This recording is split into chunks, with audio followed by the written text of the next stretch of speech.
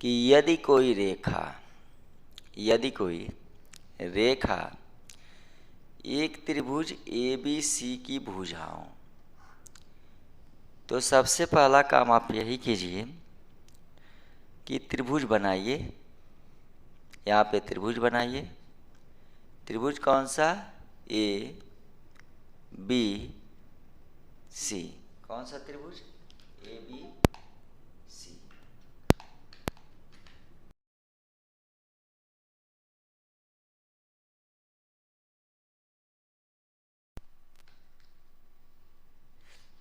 यहाँ पे कौन सा त्रिभुज बना दिए? ABC। और उसके आगे देखिए क्या कहता है। तो यदि कोई रेखा त्रिभुज ABC की भुजाओं, क्या AB और AC को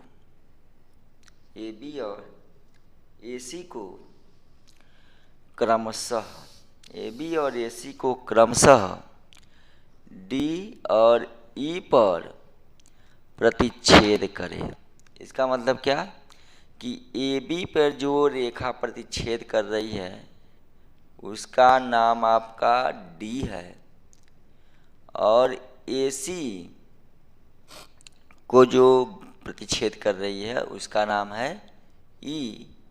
अब इन दोनों को मिला दिए, बन गया यह DE। तो यदि कोई रेखा त्रिभुज ABC की भुजाओं AB और AC को क्रमशः D और E पर प्रतिच्छेद करे तथा भुजा BC के समानांतर हो। इसका मतलब क्या? DE समानांतर किसके हो? BC के हो। DE समानांतर किसके हो? BC के हो। तो सिद्ध कीजिए कि AD बटे AB बराबर AE बटे AC। यह बहुत ही सिंपल सा क्वेश्चन है। ऐसे क्वेश्चनों के लिए सबसे पहले हम लिखेंगे दिया है। क्या लिखेंगे? दिया है। हम लिख लिए दिया है। अब क्या दिया है यही लिखना है आपको। तो यहाँ पे आपका सीधा सीधा बताया गया है कि BC के समानांतर हो। क्या हो? BC के समानांतर हो। कौन? DE। यानी जो यह DE रेखा है, यहाँ पे लिखते हैं जो यह DE रेखा है वह किसके समानांतर है? BC के समानांतर है। DE रेखा किसके समानांतर है? BC के समानांतर है। फिर लिखते हैं क्या? क्या लिखेंगे? सिद्ध करना है। क्या लिखना है? सिद्ध करना है। क्या सिद्ध करना है? कि AD बटे AB बराबर AE बटे AC। यही आपको सिद्ध करना है। तो चलिए सिद्ध करते हैं। अब यहाँ से हम सवाल को लगाना स्टार्ट करते हैं। दिया है वो भी लिख दिए, जो सिद्ध करना है वो भी लिख दिए। अब सवाल लगाना स्टार्ट करते हैं। तो यहाँ पे दिया है, सबसे पहले जो दिया है, क्या दिया है? DE समानांतर BC। हम इसी के सहारे पूरे सवाल को लगा देते हैं। अब आप देखिए और एक चीज़ दिमाग में बैठाए रहिएगा कि अगर किसी त्रिभुज को कोई रेखा प्रतिच्छेद करती है और वह रेखा नीचे वाली रेखा यानी BC के समानांतर होती है, तो वहाँ पे आनुपातिक नियम का प्रयोग किया जाता है। तो यहाँ पे लिखे हम DE समानांतर BC। अब यहाँ पे लिखते हैं इसीलिए, और सीधे आनुपातिक नियम का प्रयोग करेंगे। क्या लिखेंगे? AD और बटे क्या लिखेंगे? DB। क्या लिखे? AD बटे DB बराबर, इस साइड का आप लिखेंगे AE बटे EC। क्या लिख दिए? AE बटे EC। अब देखिए इसमें क्या करेंगे, हम नीचे वाले को क्या करते हैं, ऊपर लेके चले जाते हैं, और ऊपर वाले को नीचे लेके चले आते हैं। कोई डिफरेंस नहीं पड़ेगा क्योंकि हम दोनों साइड को लेके जाएंगे। तो चलिए आप लिखते हैं DB बटे AD बराबर EC बटे AE। अब इसको कैसे सॉल्व करेंगे कि AD बटे AB बराबर AE बटे AC आ जाए। तो हम क्या कर रहे हैं, अब देखिए इधर साइड लिखते हैं, इस साइड लिख रहे हैं। अब हम क्या करेंगे, दोनों पक्षों में 1 का मल्टीप्लाई करेंगे। क्या करेंगे? दोनों पक्षों में 1 का मल्टीप्लाई करेंगे। और आप जानते हैं जब कोई भी काम, जोड़ घटाना गुणा भाग, कुछ भी अगर दोनों पक्षों में किया जाएगा तो इसमें किसी तरह का कोई अंतर आने वाला नहीं है। तो चलिए लगाते हैं, यहाँ पे पहले लिखते हैं DB बटे AD।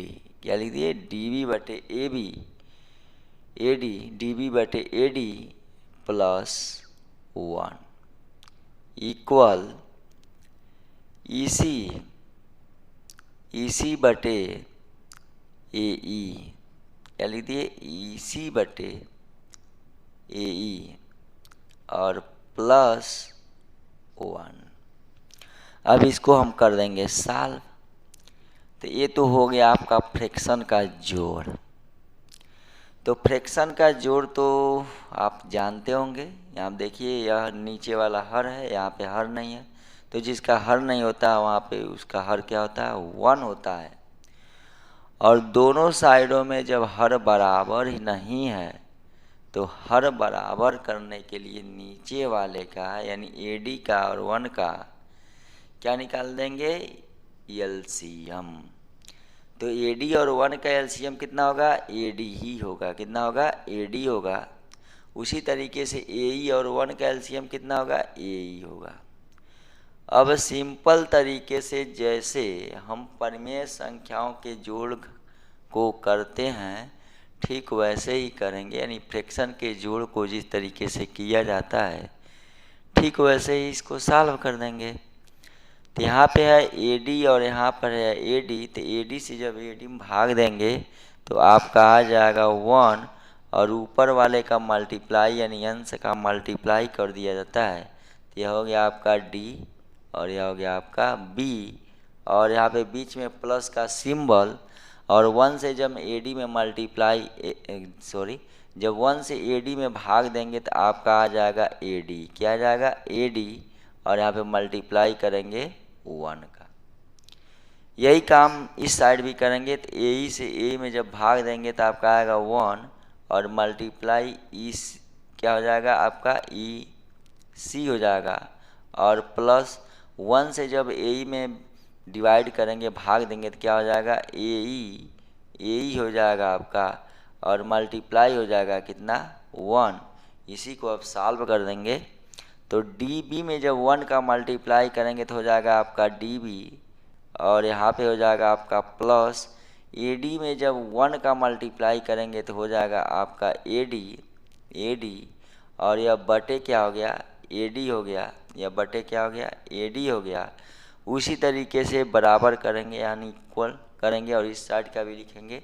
EC में जब 1 का मल्टीप्लाई करेंगे तो कितना आ जाएगा? EC और प्लस AE में जब 1 का मल्टीप्लाई करेंगे तो क्या हो जाएगा? AE और बटे आपका हो जाएगा ए बटे क्या हो गया, ए हो गया।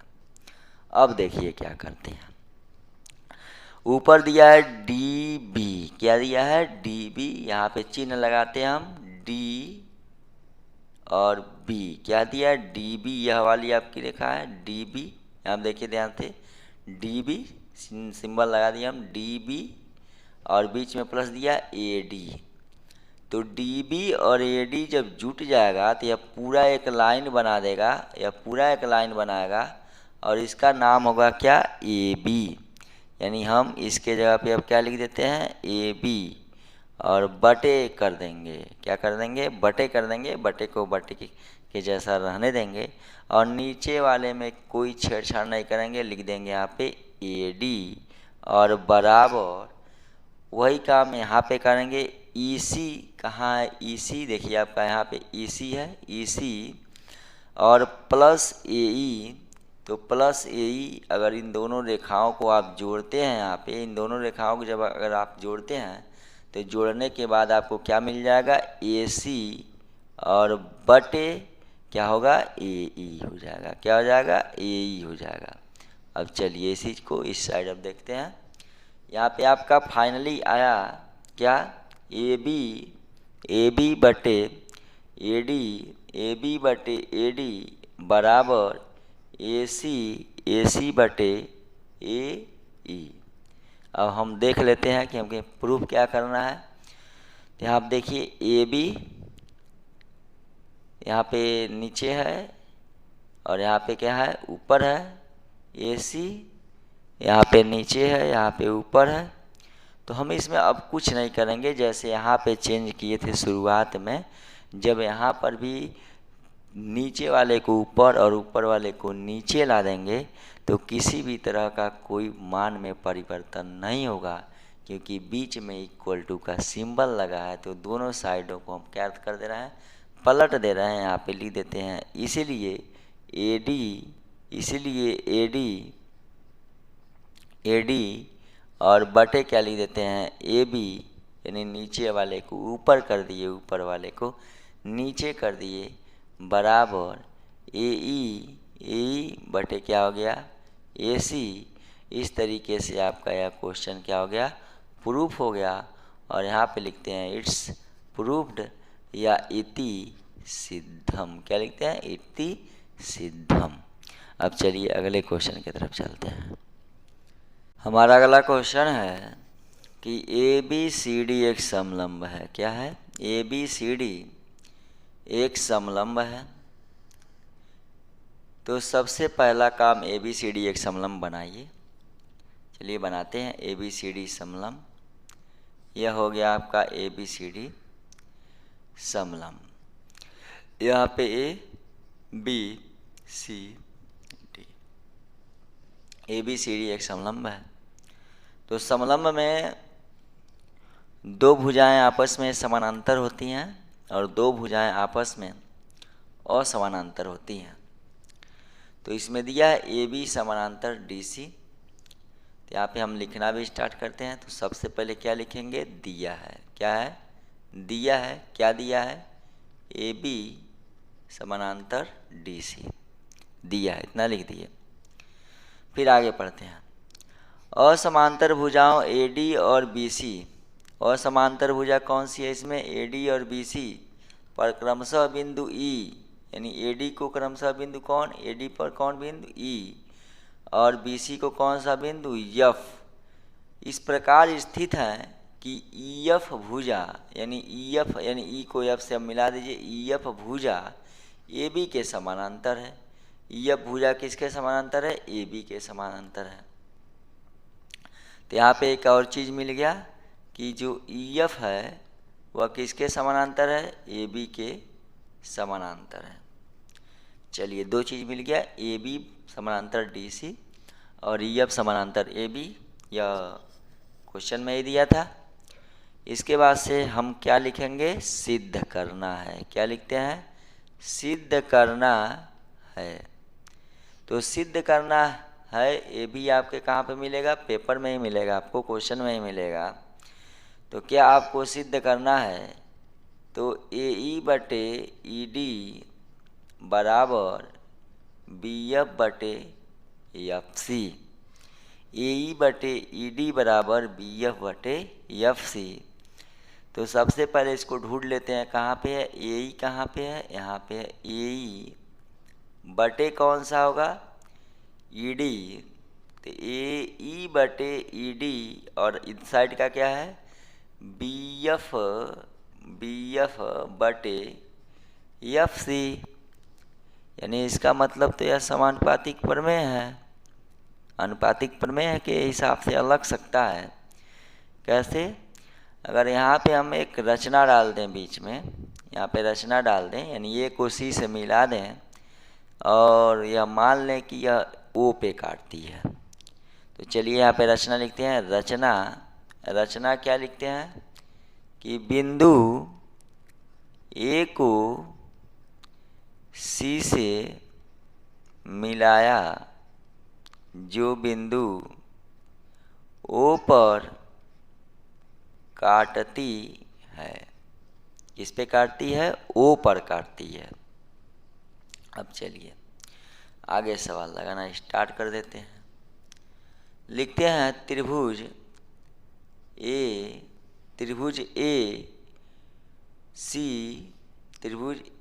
सी डी में, किसमें लिखेंगे? त्रिभुज ए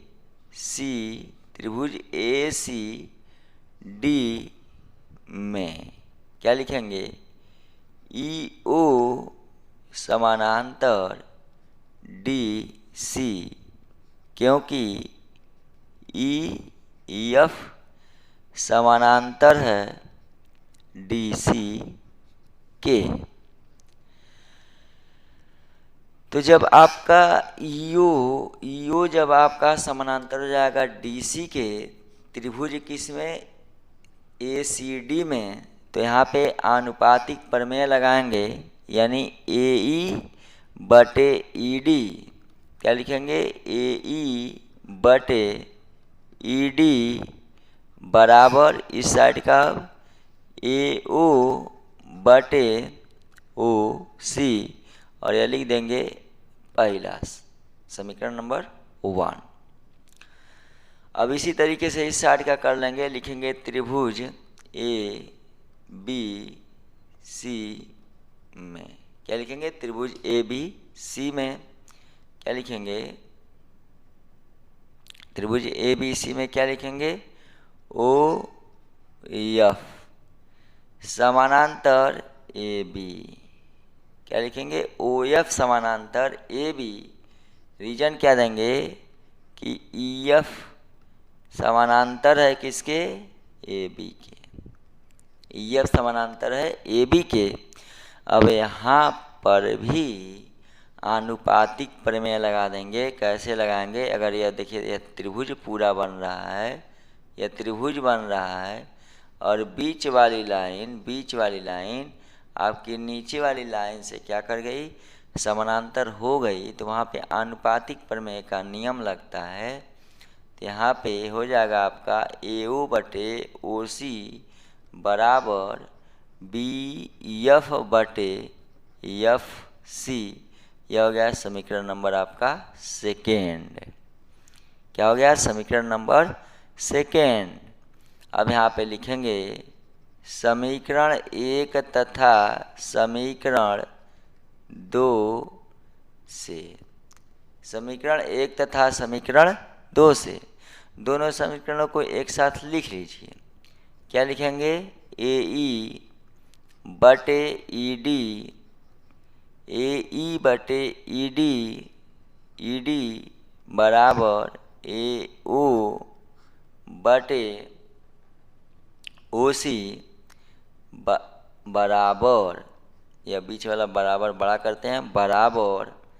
अब इस दूसरे समीकरण को लिखेंगे ए ओ बटे ओ सी बराबर बी एफ बटे एफ सी। क्या लिखेंगे? बी एफ बटे एफ सी। तो यहाँ देखिए ए ओ बटे ओ सी बराबर ए ओ बटे ओ सी, यानी यह मैच कर गया, दोनों एक जैसा हो गया। तो यह दोनों एक दूसरे से क्या हो गए? कैंसिल हो गए और आपका बीच में बचा क्या, ए ई बटे ई डी, ए ई बटे ई डी बराबर बी एफ बटे एफ सी। और आपको यही प्रूव करना था, यानी इति सिद्धम। क्या हो गया यह, इति सिद्धम हो गया, यह सिद्ध हो चुका। चलिए अगले क्वेश्चन पे चलते हैं। हमारा अगला क्वेश्चन है कि आकृति 6.16, यह आपकी आकृति है 6.16 की। पी एस अपान एस क्यू बराबर P T upon T R, यानी यह पहले ही दिया है, इसको लिखेंगे दिया है। क्या लिखेंगे, दिया है। पहले ही हम लिख लेते हैं, दिया है, जो दिया है उसको पहले लिख दीजिए कि पी एस अपान एस क्यू बराबर P T upon T R, तथा कोण पी एस टी, तो कोण पी एस टी बराबर कोण पी आर क्यू। यह क्वेश्चन में ही दिया गया है, क्वेश्चन में यह दिया गया है। इसके बाद से सिद्ध कीजिए कि, लिखा है सिद्ध कीजिए कि, हम भी लिख रहे हैं सिद्ध करना है। क्या लिखना है, सिद्ध करना है। क्या सिद्ध करना है कि त्रिभुज पी क्यू आर एक समद्विबाहु त्रिभुज है। त्रिभुज पी क्यू आर एक समद्विबाहु त्रिभुज है, यही आपको सिद्ध करना है। तो सबसे पहले यह जान जाइए कि समद्विबाहु त्रिभुज कहते किसको हैं। तो समद्विबाहु त्रिभुज किसे कहते हैं, तो जिसकी दो भुजाएं, यानी जिस त्रिभुज में दो भुजाएं बराबर हो जाती हैं उसी त्रिभुज को समद्विबाहु त्रिभुज कहते हैं। क्या कहते हैं, समद्विबाहु त्रिभुज कहते हैं जिस त्रिभुज की दो भुजाएं बराबर हो जाती हैं। तो चलिए इसी बेस पे सवाल को लगाएंगे। इसका मतलब क्या सिद्ध करना है, सिद्ध करना है त्रिभुज पी क्यू आर एक समद्विबाहु त्रिभुज है। इसका मतलब इनडायरेक्टली यह कह रहा है कि त्रिभुज पी क्यू आर, त्रिभुज पी क्यू आर में सिद्ध कीजिए कि पी क्यू बराबर पी आर। और यह जब दोनों रेखा एक दूसरे के बराबर हो जाएगी तब हम कहेंगे त्रिभुज पी क्यू आर एक समद्विबाहु त्रिभुज है। क्योंकि समद्विबाहु त्रिभुज का यही रूल ही है कि जिस त्रिभुज की दो भुजाएं बराबर हो जाती हैं उसे समद्विबाहु त्रिभुज कहते हैं। अब यहाँ से हम लगाना चालू करेंगे सवाल, और यहाँ पे लिखेंगे, क्या लिखेंगे, जो दिया है उसको पहले लिखेंगे।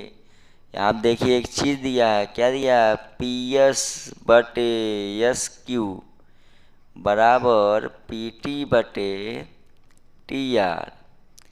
पी एस बटे एस क्यू बराबर पी टी बटे टी आर। तो इसको मैच करा लेते हैं, पी एस बटे एस क्यू बराबर पी टी बटे टी आर। तो यहाँ पे कंडीशन क्या बनेगा, तो जब ऐसा कंडीशन होता है कि इतना बटे इतना बराबर इतना बटे इतना, तो यह बीच वाली आपकी लाइन नीचे वाले लाइन के क्या हो जाता है, समानांतर हो जाता है। तो हम यहाँ पे अब लिख सकते हैं कि एस टी समानांतर क्यू आर।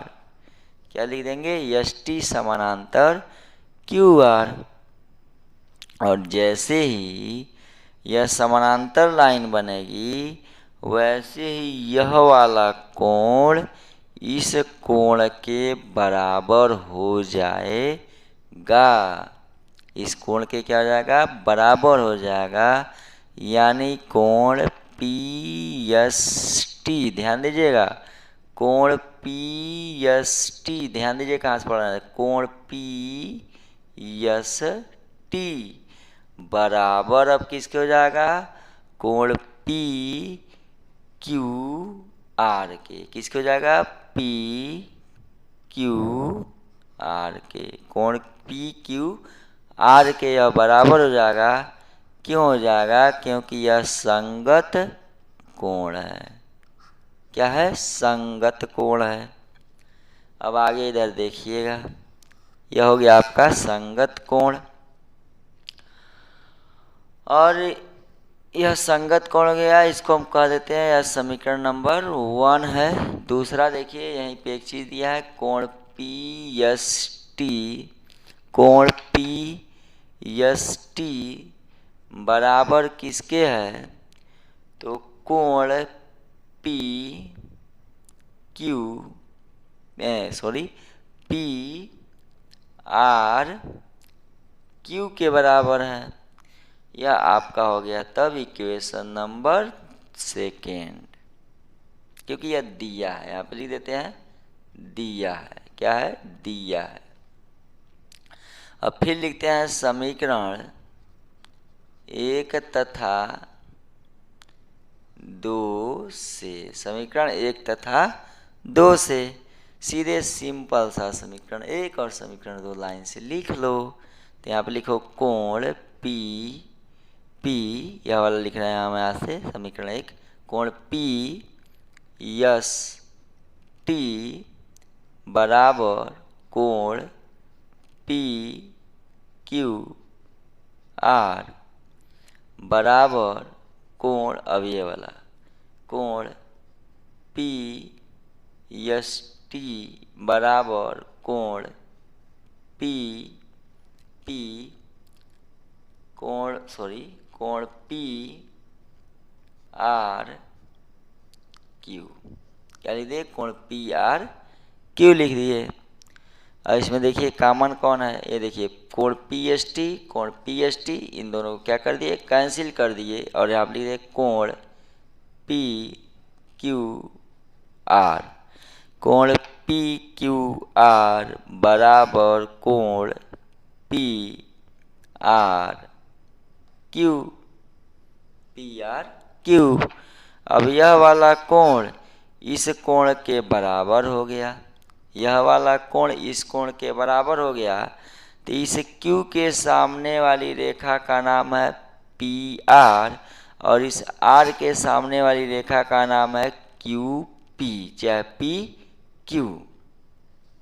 तो इस तरीके से हम लिख सकते हैं। अब इसलिए यहाँ पे लिख सकते हैं कि पी क्यू बराबर पी आर, क्या लिख सकते हैं, पी क्यू बराबर पी आर, और रीजन देंगे कि समान त्रिभुज के समान कोणों के सम्मुख भुजाएं भी समान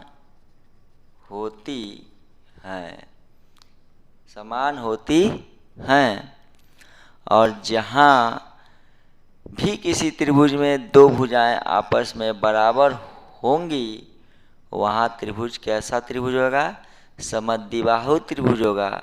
इसीलिए त्रिभुज पी क्यू आर एक समद्विबाहु त्रिभुज है, इति सिद्धम, इट्स प्रूव्ड।